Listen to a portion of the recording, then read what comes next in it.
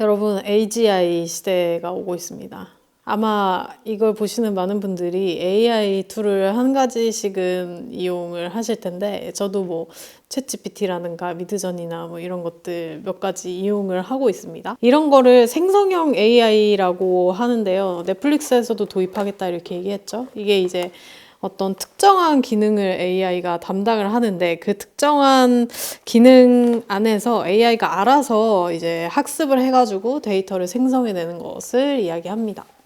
AGI는 어떤 특정한 기능이 아니고 그냥 모든 부분에서 이 인공지능이 인간을 대체할 수 있는, 그러니까 모든 부분에서 AI가 인공지능이 알아서 학습을 하고 데이터를 생성하는 것을 의미를 합니다. 뭐 창작 활동이 될 수도 있고요. 뭐 그냥 어떤 생산 활동이 될 수도 있고요. 여러 가지가 있겠죠. 자연히 그러면 인간은 대체되지 않겠습니까? 그러니까 정확하게 말을 하면 인간의 노동은 AGI가 이제 범용화가 되면 당연히 대체가 되겠죠.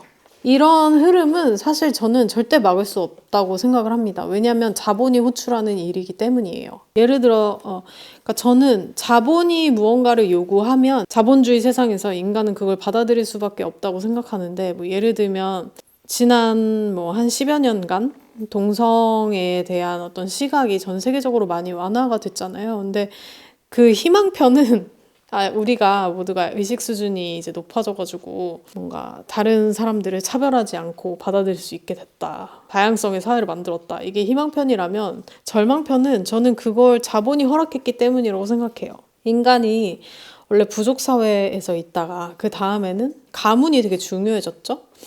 뭐 로버트 다우니 주니어다. 근데 나는 얘 주니어다. 뭐 이런 것들. 한국에서도 그 가문이 굉장히 중요하지 않습니까? 어디 김씨, 정씨, 조씨 뭐 이런 것들 막 있잖아요. 근데 이제 그러다가 그 경제 생산 단위가 가족으로 줄어듭니다. 예전에는 막 우리 가문이 소유한 땅에서 뭐 생산물이 이만큼 발생되고 그런 게 중요했다면, 그 다음엔 가족이 됐죠.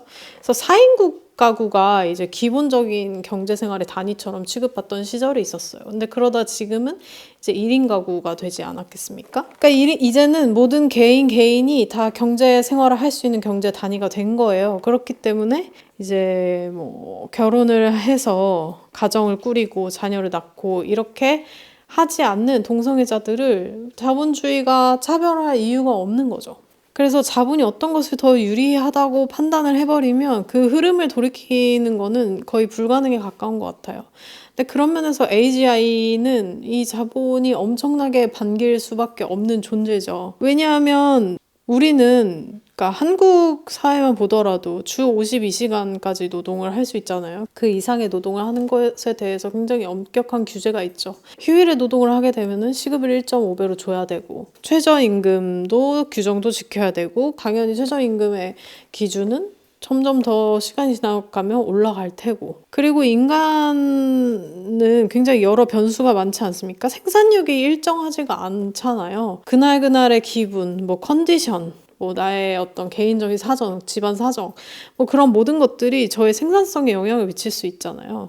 근데 그런 인간과 비교해서 AGI는 얼마나, 물론 그들도 고장이 날 수도 있겠지만 굉장히 안정적인 수준의 생산성을 유지를 하면서도 인간만큼 복지를 해주지 않아도 되고, 그리고 또 인간보다 처리 속도는 얼마나 빠르겠습니까?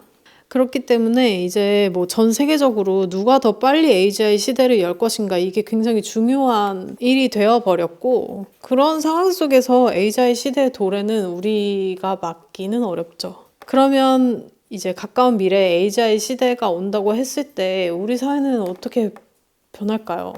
결국 뭐 많은 사람들이 실업자가 되지 않겠습니까? 그래서 이제 뭐 정부나 기업이 그 사람들에게 기본소득을 줘야 된다. 결국에 이제 실업자들은 그런 누군가가 주는 기본소득에 의지해서 살게 될 것이다. 뭐 이런 것들이 이제 현재로서의 보편적인 예측이고요. 전문가들의.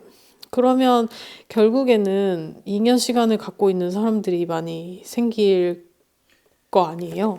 그래서 제가 최근에 뭐 카이스트 김대식 교수님이 하시는 어떤 강연을 좀 들었는데, 그분은 그래서 이제 미래에는 엔터테인먼트 산업이 굉장히 중요해질 것이다. 뭐 이렇게 이야기를 하시더라고요. 근데 그러면서 제가 넷플릭스의 그 에이트 쇼가 생각이 또 난 거예요. 이 에이트 쇼는 뭐 계급에 대한 어떤 이야기도 있고 뭐 그렇지만 거기도 그 콘텐츠가 점점 더 자극적이게 변화하는 것들이 나오잖아요. 옛날에 공개됐던 드라마나 영화, 그리고 최근에 공개되고 있는 드라마나 영화를 비교해 보면 어떤 그 자극성의 정도가 과거와 비교했을 때 크게 늘었다라는 거를 솔직히 어렵지 않게 느낄 수 있잖아요. 그리고 또 최근에는 짧은 시간 안에 강한 임팩트를 줘야 하는 쇼츠가 되게 득세를 하게 되면서 자극 위주로 된 스낵 콘텐츠 같은 것들이 거의 인터넷 세상에 점령하고 있는 것 같습니다. 저만 해도 뭐 앉은 자리에서 쇼츠를 뭐 3시간, 4시간씩 볼 때도 있으니까요.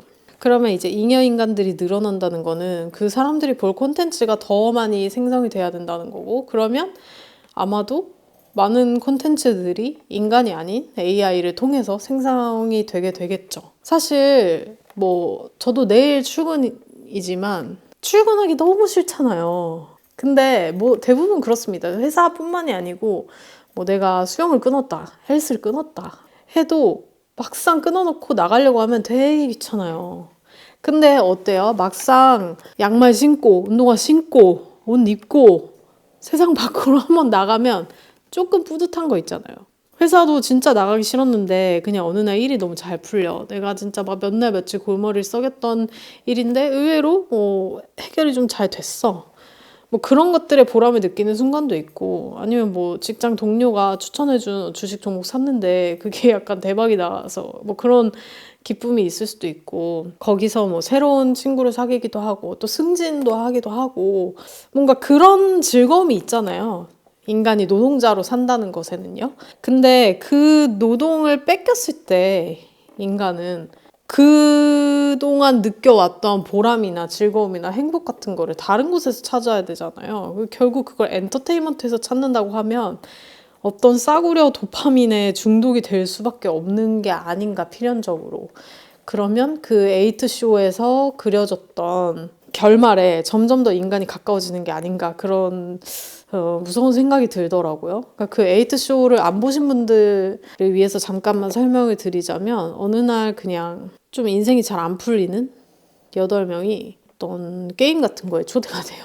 그래가지고 이 사람들이 1번부터 8번까지 숫자 중에 그냥 아무거나 자기가 고른 숫자를 하나씩 고르는데, 알고 보니까 이제 그게 방이었던 거예요. 자기가 지내게 될 방의 층수였던 거예요.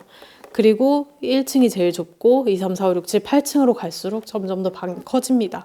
그리고 거기서 시간을 보내면 분당이었나? 뭐 시간당이었나? 얼마씩 쌓여요, 돈이. 그리고 그 돈도 이제 1층이 뭐 예를 들어 10,000원이었다면 8층은 80,000원. 뭐 이런 식으로 굉장히 커요.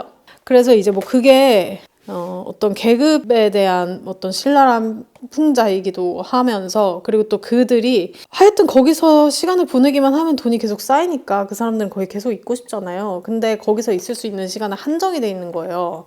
근데 그 시간을 늘리려면 자기들을 지켜보고 있는 사람을 재미있게 해주면 됩니다. 그래가지고 얘네가 처음에는 막 장기자랑도 하고 이러다가 점점 잔혹한 걸 하기 시작해요. 그래서 여기서 이제 그만 나가자라고 하는 파와, 아니다, 우리 계속 여기서 버티면서 돈을 더 벌자라고 하는 파가 나뉘게 되는데, 한쪽이 한쪽을 막 묶어놓고 폭행하기도 하고 수면도 박탈하고 점점 악랄하고 잔혹하게 이 콘텐츠가 변질이 되기 시작합니다. 이게 AGI 시대로 오면은 아마 로봇한테도 적용이 될 수 있겠죠. 인간한테는 차마 어떤 그런 잔혹한 짓을 하지 못하니까 로봇을 이용해서 어떤 뭐 로봇 싸움이나 그런 잔혹한 경기를 할 수도 있겠죠. 그래서 또 하나 생각이 든 게, 또 하나 이제 떠오른 작품이 2023년에 개봉한 영화 크리에이터라는 작품이 있어요. 이 크리에이터라는 작품은 로봇과 인간이 공존하는 시대를 배경으로 하는 작품인데, 여기서 로봇은 인간한테 굉장히 배척받고 차별받는 존재입니다.